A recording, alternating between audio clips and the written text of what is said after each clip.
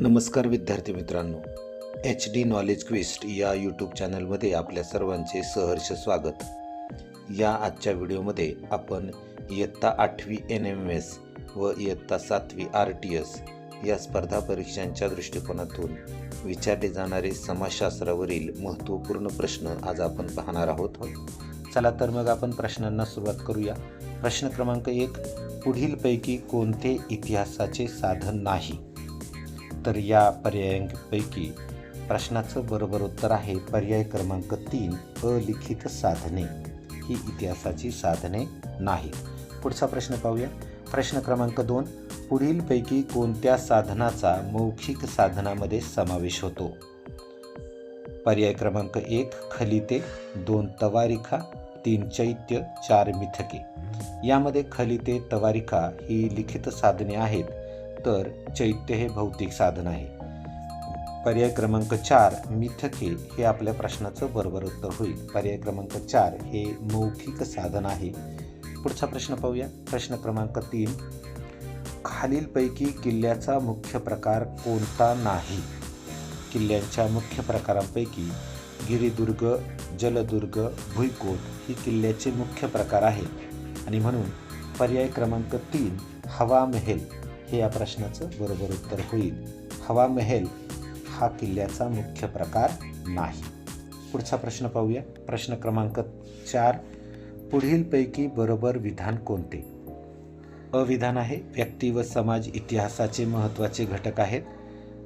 ब विधान आहे, स्थळ हे इतिहासाचा महत्त्वाचा घटक आहे. क विधान आहे, काळ हा इतिहासाचा महत्त्वाचा घटक आहे. आणि ड विधान आहे, इतिहासाचे 4 महत्त्वाचे घटक आहेत. तर या प्रश्नाचं बरोबर उत्तर होईल. खरं तर व्यक्ती, समाज, स्थळ आणि काळ हे इतिहासाचे 4 महत्त्वाचे घटक आहेत आणि म्हणून आपल्या प्रश्नाचं बरोबर उत्तर होईल पर्याय क्रमांक 4, वरील सर्व विधाने बरोबर आहेत. पुढचा प्रश्न पाहूया. प्रश्न क्रमांक 5, प्रवास वर्णन लिहिणाऱ्या परकीय प्रवाशामध्ये कोणाचा समावेश होत नाही? तर हे 4ही जर प्रकार आपण काळजीपूर्वक पाहिले की Robert Orme, Ibn Battuta, Nicholas Manucci व अल्बेरुनी हे 4ही परकीय प्रवासी आहेत. रॉबर्ट आर्म हा ब्रिटनचा होता, इब्न बतूता हा आफ्रिकेचा, निकोलस मनुची हा इटलीचा, तर अल्बेरुनी हा इराणचा होता. तर या ठिकाणी प्रश्न विचारलेला आहे की प्रवास वर्णन लिहिणाऱ्या परकीय प्रवाशामध्ये कोणाचा समावेश होत नाही? तर रॉबर्ट आर्म हा बखरकार होता आणि म्हणून या प्रश्नाचं बरोबर उत्तर आहे पर्याय क्रमांक 1, रॉबर्ट आर्म. पुढचा प्रश्न पाहूया. प्रश्न क्रमांक 6, मध्ययुगीन भारतावर लिखाण करणाऱ्या पाश्चात्य बखर इतिहासकारांमध्ये कोणाचा समावेश होत नाही? तर प्रश्नाचे जर पर्याय आपण पाहिले तर ग्रँड डफ, MC स्प्रेंगल, रॉबर्ट आर्म हे जे परकीय प्रवासी होते हे बखरकार होते, म्हणजे यांनी बखरी लिहिलेले आहेत. पर्याय क्रमांक 4, अल्बेरुनी हा परकीय प्रवासी तवारिखा लिहायचा आणि म्हणून आपल्या प्रश्नाचं बरोबर उत्तर आहे पर्याय क्रमांक 4, अल्बेरुनी. पुढचा प्रश्न पाहूया. प्रश्न क्रमांक 7, स्मारकांमध्ये कोणत्या बाबीचा समावेश होत नाही? वीरगळ अर्थात स्मृतिशिळा, समाधी, राजवाडे आणि थडगे. तर स्मारकांमध्ये राजवाड्यांचा समावेश होत नाही आणि म्हणून आपल्या प्रश्नाचं बरोबर उत्तर होईल पर्याय क्रमांक 3, राजवाडे. पुढचा प्रश्न पाहूया. प्रश्न क्रमांक 8, इतिहास वजा लेखनाचा पुढीलपैकी प्रकार कोणता? तर प्रश्नाचे जर आपण पर्याय पाहिले तर बखर, आज्ञापत्रे, शिलालेख आणि प्रवास वर्णने. यामध्ये आज्ञापत्रे, शिलालेख आणि प्रवास वर्णन ही इतिहासाची लिखित साधने आहेत. बखर हा इतिहास वजा लेखनाचा प्रकार आहे आणि म्हणून आपल्या प्रश्नाचं बरोबर उत्तर होईल पर्याय क्रमांक 1, बखर. बखर म्हणजे काय? तर बखर म्हणजे एखाद्या ऐतिहासिक घटनेचे वर्णन कथात्मक शैलीमध्ये केलं जातं. त्याला आपण सेमी हिस्टॉरिकल असं म्हणतो, ज्यामध्ये थोडंसं इतिहासाचं लेखन हे अतिशयोक्ती प्रकारात येतं आणि म्हणून इतिहास वजा लेखनाचा प्रकार कोणता असेल तर तो आहे बखर. पुढचा प्रश्न पाहूया. प्रश्न क्रमांक 9. पुढीलपैकी कोणत्या घराण्याचा समावेश राजपूत घराण्यात होत नाही? तर या प्रश्नाचं बरोबर उत्तर होईल पर्याय क्रमांक 2, राष्ट्रकूट. गहडवाल, परमार आणि चव्हाण ही राजपूत घराणी आहेत, तर राष्ट्रकूट हे राजपूत घराणे नाही. पुढचा प्रश्न पाहूया. प्रश्न क्रमांक 10. पहिल्या तराईच्या लढाईत पृथ्वीराज चव्हाणने कोणाचा पराभव केला? तर या प्रश्नाचं बरोबर उत्तर होईल पर्याय क्रमांक 4, मुहम्मद घुरी.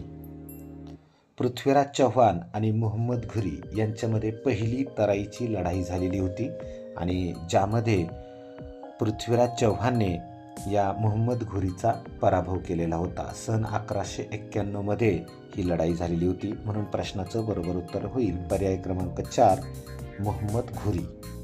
पुढचा प्रश्न आहे प्रश्न क्रमांक 11. सुलतान महमूदाने लुटलेल्या मंदिरांमध्ये कोणत्या मंदिराचा समावेश होत नाही?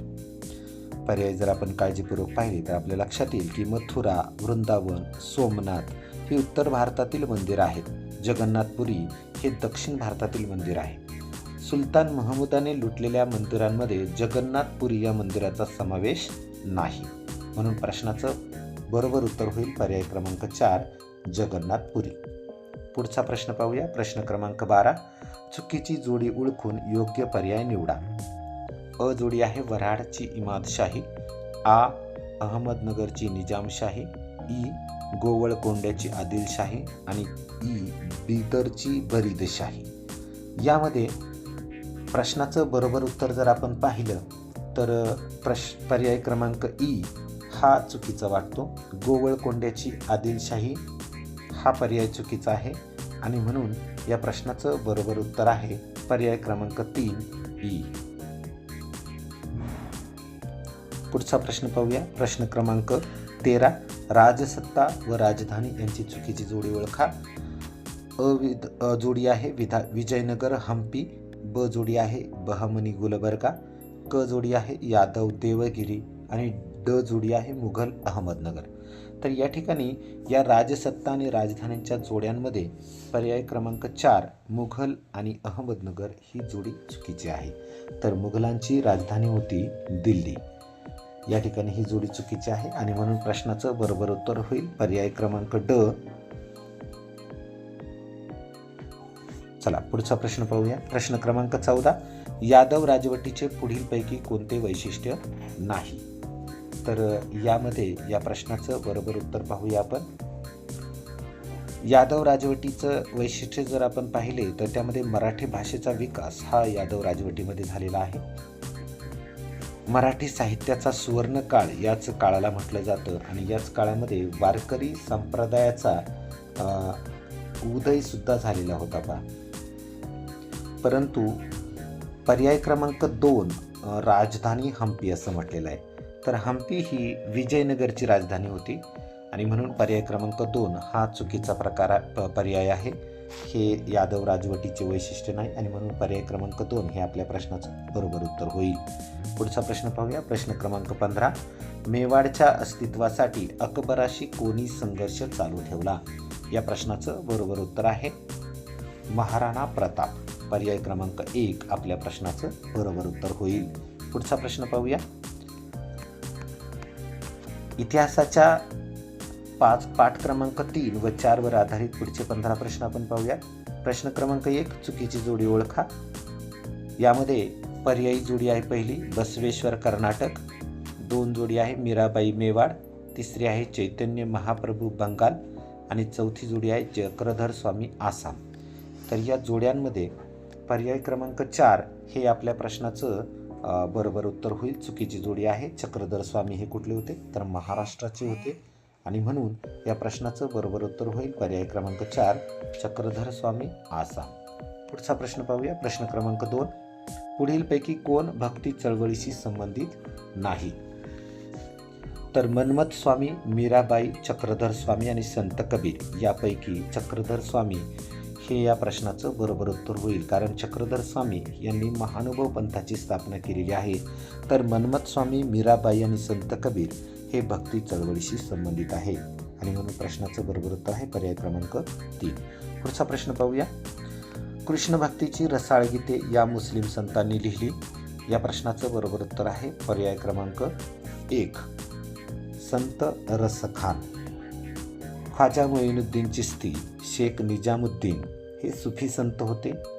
तर संत कबीरांनी दोहे लिहिलेले आहेत. कृष्ण भक्तीची रसाळ गीते ही संत रसखान यांची रचना आहे. पुढचा प्रश्न पाहूया. प्रश्न क्रमांक 4 कर्नाटक प्रांतात लिंगायत विचारधारा रुजवणारे संत कोणते? या प्रश्नाचं बरोबर उत्तर आहे पर्याय क्रमांक 2 श्री बसवेश्वर. आपण सुरुवातीलाच पाहिलं की बसवेश्वर हे कर्नाटक प्रांतामध्ये असलेले महत्त्वाचे संत होते. नरसिंह मेहता यांना गुजराती भाषेचे आद्य कवी असं म्हणतात. संत कबीर हे उत्तर भारतामधील महान संत होते. तर संत रसखान हे कृष्ण भक्त होते बा. आणि म्हणून लिंगायत विचारधारा रुजवणारे संत असं जर प्रश्न असेल तर प्रश्नाचं बरोबर उत्तर आहे श्री बसवेश्वर. पुढचा प्रश्न पाहूया. प्रश्न क्रमांक 5 ग्रंथ गुरु साहिबा या ग्रंथात समाविष्ट रचना पुढीलपैकी कोणाच्या आहेत? या प्रश्नाचं बरोबर उत्तर आहे पर्याय जर आपण पाहिले गुरु नानक, संत नामदेव व संत कबीर. तर या तिघांच्याही रचना गुरु ग्रंथ साहिब या ग्रंथामध्ये समाविष्ट आहेत. आणि प्रश्नाचं बरोबर उत्तर आहे पर्याय क्रमांक 4 वरील सर्व. पुढचा प्रश्न पाहूया. प्रश्न क्रमांक 6 भक्ती चळवळीने दिलेल्या शिकवणुकीतील मूल्य कोणती? या प्रश्नाचं बरोबर उत्तर पाहिलं तर आपल्या लक्षात येईल की पर्याय क्रमांक 4 हे या प्रश्नाचं बरोबर उत्तर आहे. भूतदया. भूतदया म्हणजे प्राणी मात्रांवर दया करणे. करुणा म्हणजे काय तर दुसऱ्याच्या वेदना जाणून घेणे. आणि ईश्वरप्रेम म्हणजे ईश्वरावर असलेलं प्रेम. या तीनही बाबींचा समावेश भक्ती चळवळीमध्ये होतो. आणि म्हणून प्रश्नाचं बरोबर उत्तर आहे पर्याय क्रमांक 4. पुढचा प्रश्न पाहूया. गुरु नानकांनी अनुयायांना दिलेल्या शिकवणुकीबाबत दिलेली विधाने काळजीपूर्वक वाचा व चुकीचे विधानाबाबत योग्य पर्याय निवडा. पुढचा त्याची आपण पर्याय पाहूया. ब आहे सर्वांशी सारखेपणाने वागावे. ब आहे हिंदू मुस्लिम भेद असावा. क आहे भक्तिभावना सर्वत्र सारखी असते. आणि ड आहे आचरण शुद्ध असावे. तर या चारही वाक्यांचा विचार करता पर्याय क्रमांक ब हे या ठिकाणी चुकीचं विधान आहे. आणि म्हणून आपल्या प्रश्नाचं बरोबर उत्तर आहे पर्याय क्रमांक ब.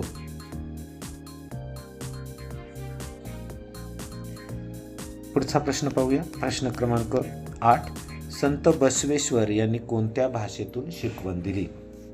तर मागचाच प्रश्न आपण पाहिलाय की संत बसवेश्वर यांचं कार्य हे कर्नाटक प्रांतामधले होतं. आणि म्हणून कर्नाटकची जी भाषा आहे ती आहे कन्नड. तर या प्रश्नाचं बरोबर उत्तर आहे पर्याय क्रमांक 2 कन्नड. पुढचा प्रश्न पाहूया. प्रश्न क्रमांक 9 भारताच्या पश्चिम किनारपट्टीवरील गोवा व वसईत यांनी राज्य स्थापन केले. तर या प्रश्नाचं बरोबर उत्तर आहे पर्याय क्रमांक 3 पोर्तुगीज. इंग्रजांनी बंगाल आणि मद्रासमध्ये आपलं वर्चस्व निर्माण केलेलं होतं. तर डचांनी कोचीन, मलबार आणि सुरत या ठिकाणी यांचं वर्चस्व निर्माण केलेलं होतं. फ्रेंचांनी पदुच्चेरी आणि चंद्रनगर भागामध्ये वर्चस्व स्थापन केलेलं होतं. परंतु भारताच्या पश्चिम किनारपट्टीवरील गोवा आणि वसई हे असं ठिकाण आहे की ज्या ठिकाणी पोर्तुगीजांनी आपलं वर्चस्व निर्माण करत राज्य स्थापन केलेलं होतं. आणि म्हणून प्रश्नाचं बरोबर उत्तर आहे पर्याय क्रमांक 3 पोर्तुगीज. पुढचा प्रश्न पाहूया. प्रश्न क्रमांक 10 महाराष्ट्रातील संत चळवळीचे मुख्य केंद्र कोणते? या प्रश्नाचं बरोबर उत्तर आहे पर्याय क्रमांक 4 पंढरपूर. पुढचा प्रश्न पाहूया. प्रश्न क्रमांक 11 दासबोध, मनाचे श्लोक, करुणाष्टके ही साहित्य रचना या संतांची आहे. या प्रश्नाचे बरोबर उत्तर आहे पर्याय क्रमांक 1 समर्थ रामदास. पुढचा प्रश्न पाहूया. प्रश्न क्रमांक 12 भागवत धर्माची सोपी व सविस्तर मांडणी कोणी केली? या प्रश्नाचं बरोबर उत्तर आहे पर्याय क्रमांक 2 संत एकनाथ. परमार्थ प्राप्तीसाठी संसार त्यागाची आवश्यकता नाही असं संत एकनाथांनी समाजाला सांगितलेलं होतं. भागवत धर्माची ही सर्वात सोपी आणि सविस्तर अशी मांडणी होती. प्रश्नाचं बरोबर उत्तर आहे पर्याय क्रमांक 2 संत एकनाथ. 13वा प्रश्न पाहूया. पुढीलपैकी सर्वात लहान परगणा कोणता? तर या प्रश्नाचं बरोबर उत्तर आहे पर्याय क्रमांक 3 शिरवळ. पुढचा प्रश्न पाहूया. प्रश्न क्रमांक 14. पुढीलपैकी कोणते काम देशपांड्यांचे नव्हते? या प्रश्नाचे पर्याय जर आपण पाहिले तर रयत व सरकार यांच्यातील दुवा, महसुलाची नोंद करणे, परगण्यातील कुलकर्ण्यांचा प्रमुख म्हणून काम पाहणे ही कामे देशपांड्यांची होती.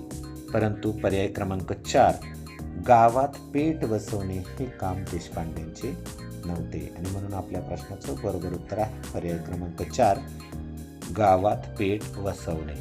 पुढचा आणि शेवटचा प्रश्न पाहूया आपण. प्रश्न क्रमांक 15. टोपकर असे पुढीलपैकी कोणास म्हणत? आता टोपकर म्हणजे काय? तर टोपकर म्हणजे ज्या परकीयांनी डोक्यावर शिरस्त्राण धारण केलेलं आहे, टोपी धारण केलेली होती, अशांना टोपकर असं म्हणायचे पा. या ठिकाणी पर्यायामध्ये पोर्तुगीज, इंग्रज, डच व फ्रेंच हे सर्व टोप्या परिधान करायचे आणि म्हणून आपल्या प्रश्नाचं बरोबर उत्तर आहे पर्याय क्रमांक 4 वरील सर्व. तर अशा प्रकारे आपण इयत्ता 7वी समाजशास्त्र यामधील इतिहास पाठ क्रमांक 1 ते 4 वरील महत्त्वाच्या 30 प्रश्नांबाबत या ठिकाणी चर्चा केलेली आहे. आपल्यास जर हे प्रश्न महत्त्वपूर्ण वाटले आणि व्हिडिओ जर आवडला तर आपण व्हिडिओला लाईक करा आणि जास्तीत जास्त शेअर करा. धन्यवाद.